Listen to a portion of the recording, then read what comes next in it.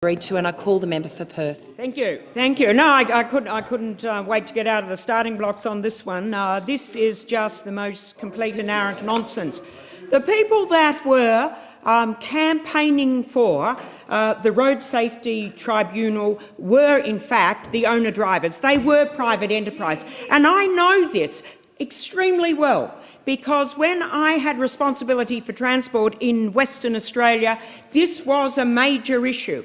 I had meetings where 100 owner-drivers would turn up and express their support and indeed their demand for a remuneration tribunal at a state level, and we gave it to them. And we gave it to them for this reason, because we absolutely understood that every report that has been issued over the last 20 years has come to exactly the same conclusion, that the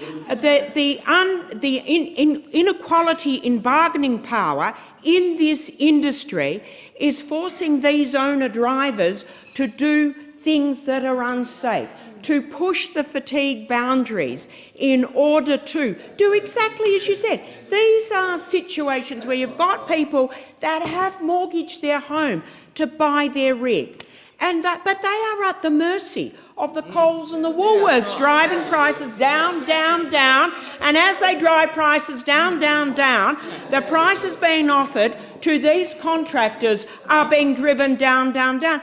Now they have to make a living, and they accept those jobs. They accept those jobs. They know it's wrong. They know that they are putting their lives at risk. They know that they have to take the mixed grill to keep them going and compromising their long-term health. They're all aware of this. Their wives, their partners often in this business understand it. And they want to be protected. These are private enterprise. The Transport Workers Union has always had a very significant proportion of its membership being owner-drivers. Now, you guys, you hate these discussions of safety. You hate them because you know you are fundamentally weak on this point. And I just want to point out the whole zeitgeist of what is going on under the Abbott-Turnbull government and its attitude towards trade unions, its vilification of trade unions, its incredible obsession with trade unions is actually having a big impact. It's creating a culture where employers feel that they can make these cutbacks, that they can reject unions from attending work sites. I had in my electorate a couple of months ago, we had two young men, both backpackers, that died on a building site. They had been on this building site for a week. They had been, one in particular, Jerry had been a barista or a barman up until 6 days before.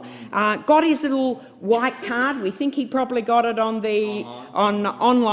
After a couple of hours, and went to this work site. Now, this workplace was one that the union movement had attempted, the CFMEU had attempted to enter on many occasions because of their concerns about safety, and they were denied. And the Fair Work Ombudsman, the Fair Work Commission, they were now under this government with the direction from the government.